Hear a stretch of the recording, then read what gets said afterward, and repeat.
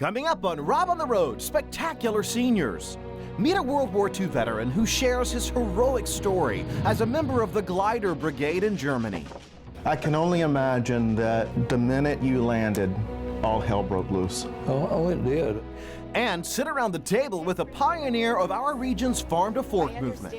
I believe that cooking is an art. It is. And Biba's gonna feed me. Well, no, but I had to do something wonderful. Put it around the fork, just like this, okay? Rob on the Road, Spectacular Seniors starts now. That's great. And now, Rob on the Road, exploring Northern California. Well, we are literally saluting a hometown hero. Here we are in Roseville with World War II veteran Lloyd Klein. Lloyd, good to see you. Nice to meet you. It's so nice to meet you. And, you know, I must say that it is remarkable to find you because you are, as I said, a World War II veteran, and what you did in the war was very, very dangerous. I can't imagine what it was like to be in the 17th Airborne Glider Division invasion from France to Germany. You were in the glider planes that came in for the invasion. Tell me about that. Well, when they got us all lined up and we got into the gliders ready to go, well, you knew you had a chances of coming back was probably, you know, just not good.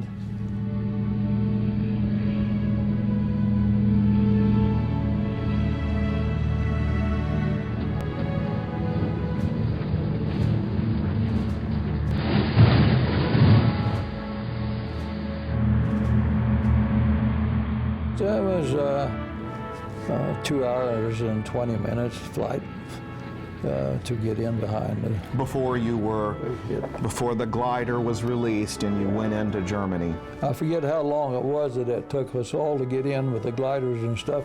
Of course, the paratroopers were ahead of us that took the high grounds, because that's where some of the bigger guns were up on high. Did the Nazis know that the gliders were coming in the day that you flew in? No, they didn't know the exact day. They thought we were coming in on a Sunday.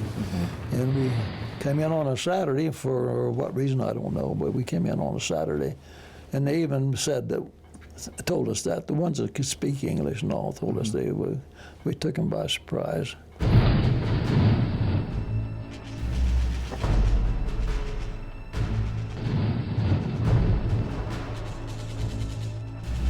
I can only imagine that the minute you landed, all hell broke loose. Oh, it did. It broke loose long before we landed even. You know, we had so much ack-ack that I even had a friend that was after the war that I knew that flew the B-24s in there dropping supplies. He said it was the worst ack-ack he ever got into of all the places he was. It was bad.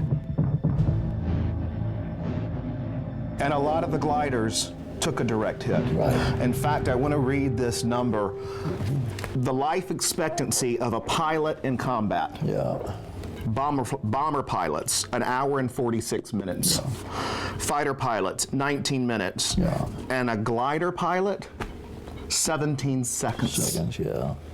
And here you are, almost 90 years old. Yeah. So I'd say you beat that 17 seconds. So tell me some of the things that you did while you were in Germany. Do you know how many people you captured? Well, I don't know exactly how many, except this one time when I got these 32 Germans in the Battle of Bulge. You did? Yeah. 32 in the Battle of the Bulge. Yes, and I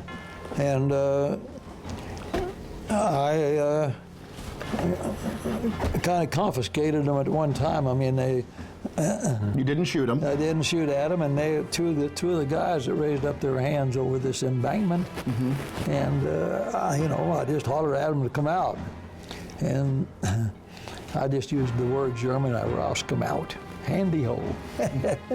And anyway, when they finally came up out of there, they knew I wasn't shooting at them. There's some more of them come out of this bunker. It's what it was, an underground bunker. You know, I want to ask you, how long, once your glider landed, were you in combat? Well, I would say before the outside forces met up with us, probably 2 days. 2 days of nonstop combat. Yeah.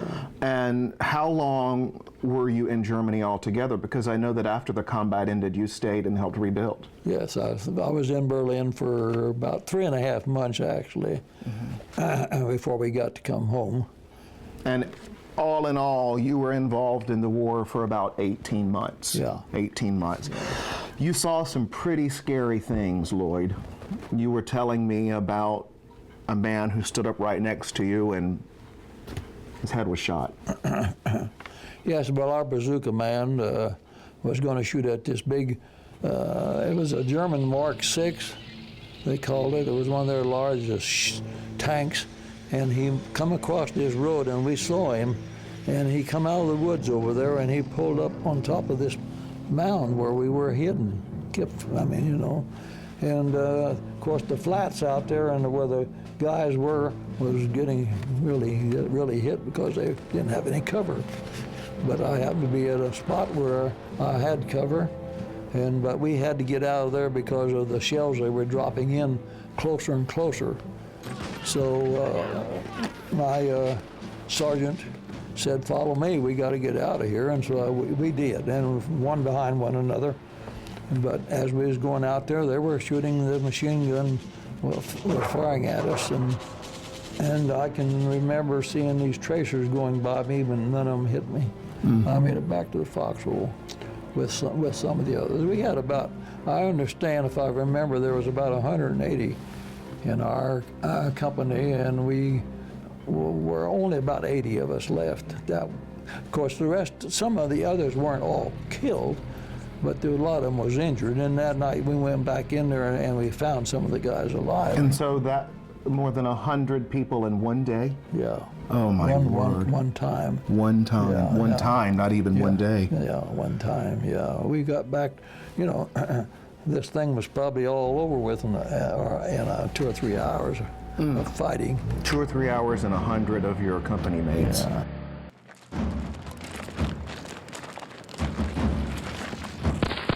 For more than 40 days, you were on the front lines. How would you describe that experience? Terrible. Yeah, really.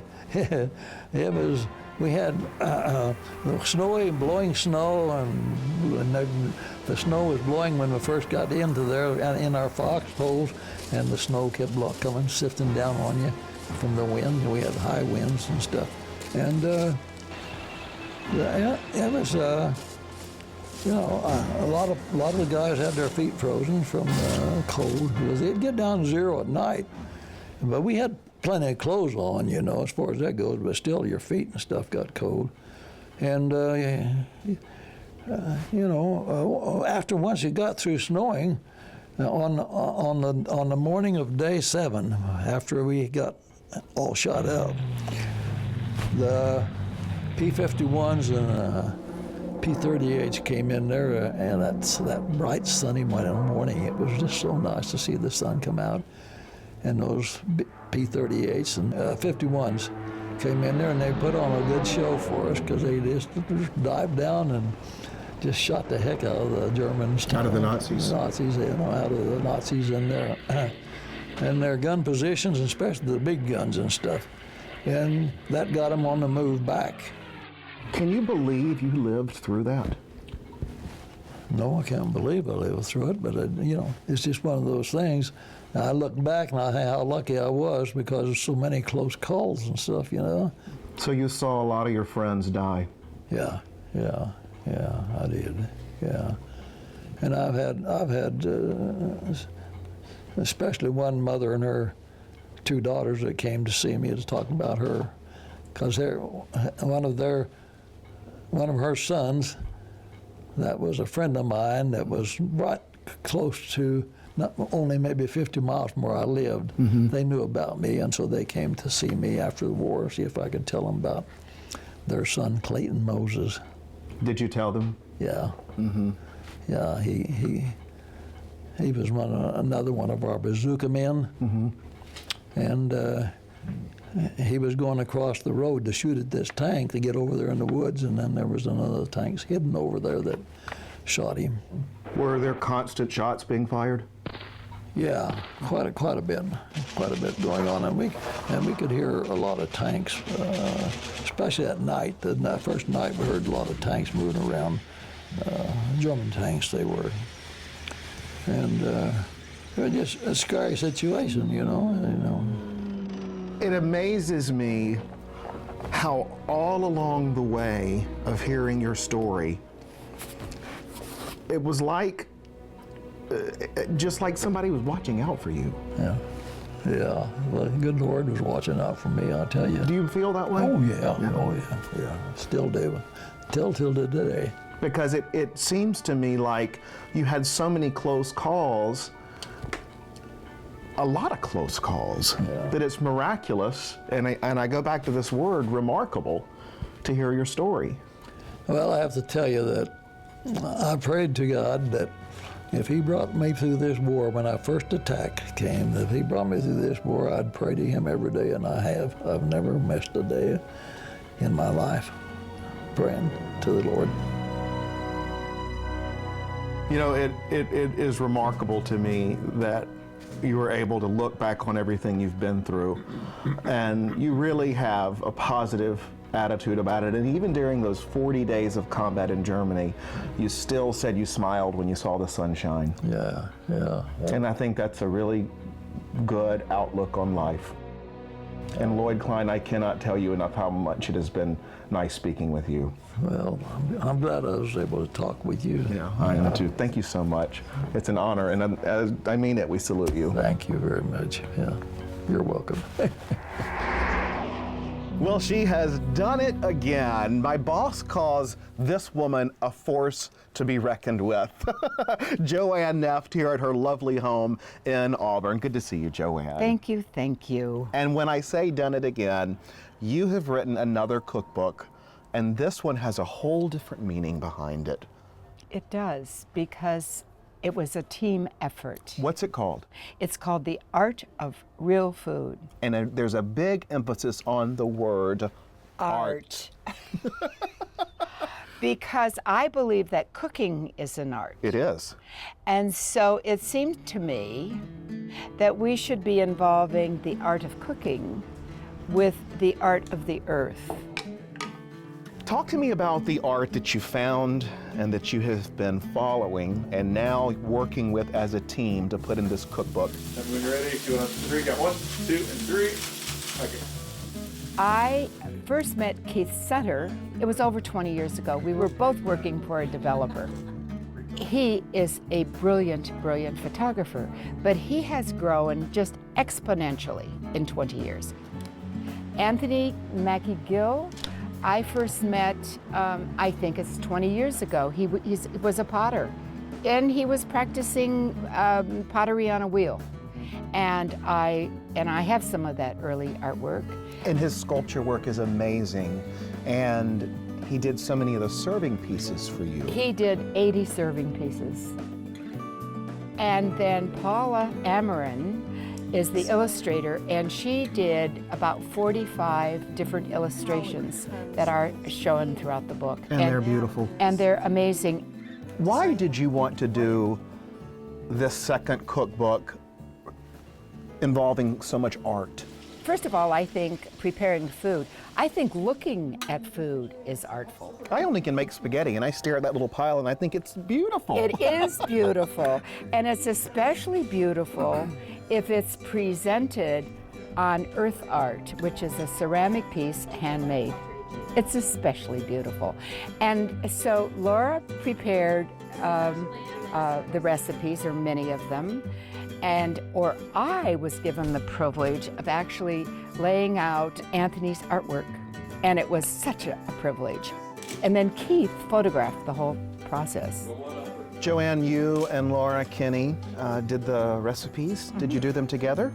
We did do them together, and everything is made in this house. We did everything. We went to the farmer's market or to a local farm, bought what we prepared, and then we prepare it. And we have a very small kitchen. So on days when we were going to cook, I would do the things that needed to have a 7-hour start. If we were doing a soup or if we were doing a stew. And then when Laura came to the kitchen, then she could do her magic in the kitchen. Now, your mission for your way of eating is that you say people can eat locally from their local food shed or farmer's market year-round. Absolutely. Wherever you live in the country, Really? you can do that. But you have to be thoughtful about it. You know, so much of your mission is about how you eat, how that affects your body, and how it affects your brain. Absolutely. I received 80 handwritten notes from people who are thanking us for giving them the tools that it's changing their lives. It's changing the lives of the members of their family. Well, it changed yours. It changed mine. If you don't mind me mentioning this, since I met you 3 years ago in the first cookbook, you've lost a lot of weight. Yeah, but you know what? I haven't you're a tried. cookbook author. But I haven't tried. I haven't It's tried from to eating lose weight. healthy. It's from eating healthy food. It's from, and we eat everything, but we eat it in moderation. And I know when I am full, and I will stop eating. It's really simple if I connect with what I'm doing. So why, for someone who may say, well, I can just run out and grab something already made, why go to this type of lifestyle? Because I think that's part of the experience of preparing food from scratch. It's part of the experience and appreciation of what's going into our mouth. What we put in our mouth is who we are. And most people don't connect those dots.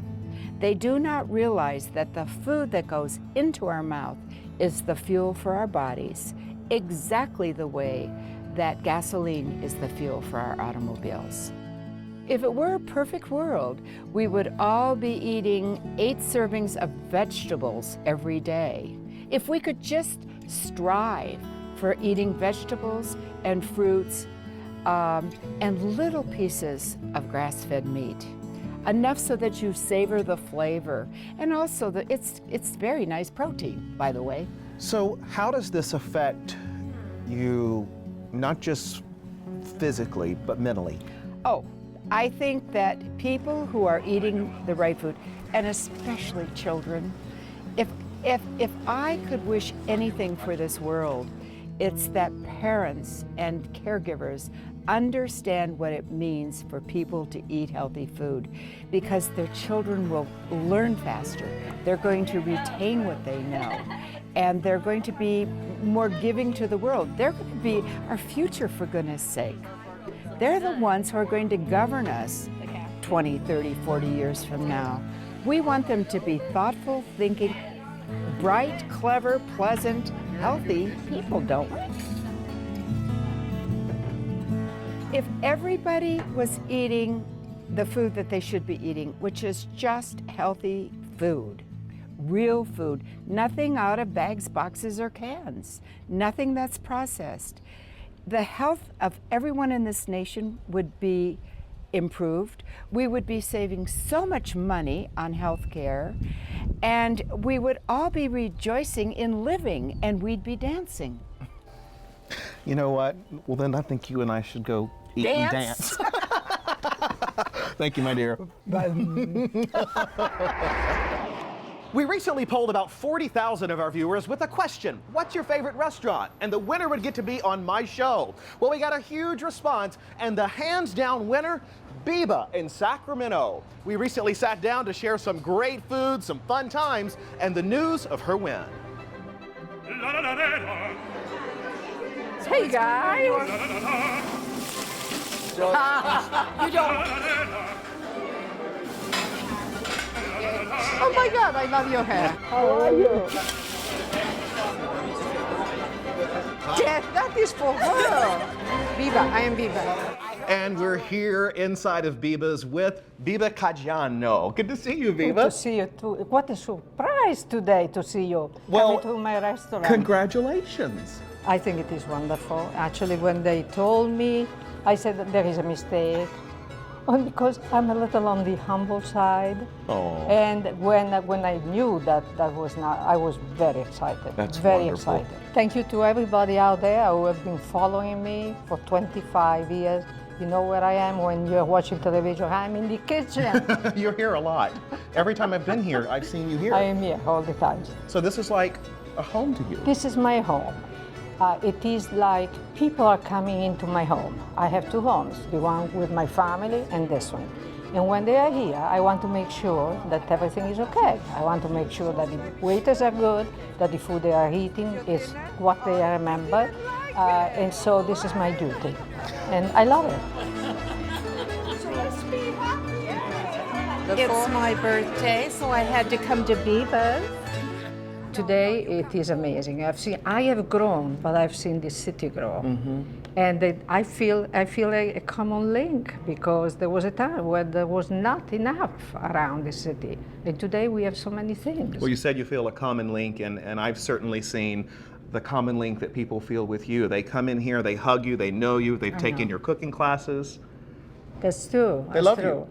Well, I love them back, really, I do, and it is a big family.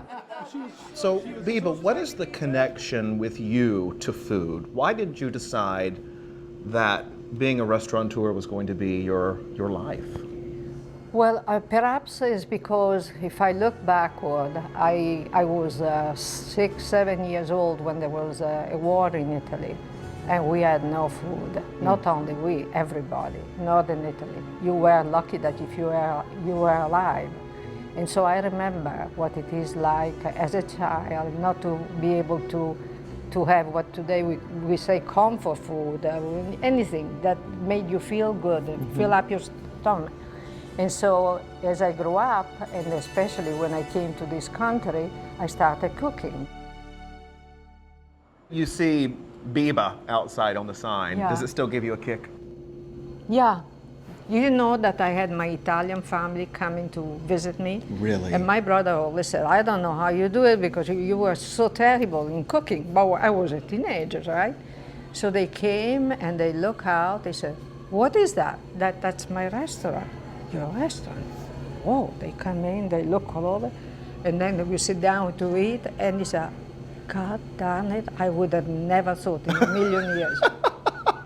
And look now. And look at now. Well, you know, when you think about dining out in Sacramento, I can't think about it without the name Biba coming to mind. Well, that's very nice, but honestly, there are so many nice restaurants today. There are a lot. Which is just, one day I will stop cooking because, you know, I mean, you can't go on forever. And at least I know that there are several restaurants where I like to go, which is great. Where do you like to go? I'm not going to say.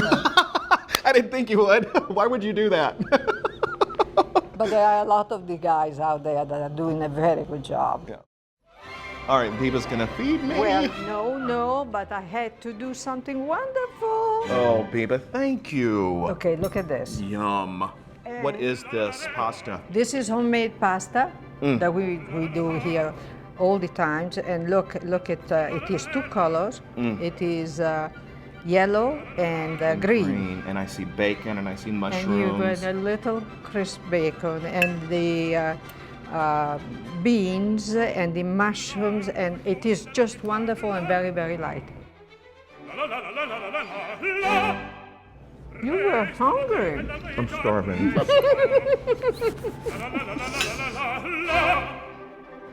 Put it around the fork, just Go like for this, okay? Oh my God, I've never seen anybody eating this fast. Don't die on me, please. Look, I did it. Oh my God, I am so happy Another for you. I don't know why I'm worried that he didn't like it. He already swallowed everything. That's great. So you like this? I love it. Okay, good. This is a good day. Cheers, Biba. Congratulations. Thank you very much. It is a pleasure and it is an honor. Yeah, winning most popular restaurant by our KVIE Thank viewers. you very much. Cheers. I better call my brother. I wonder how I would feel about that.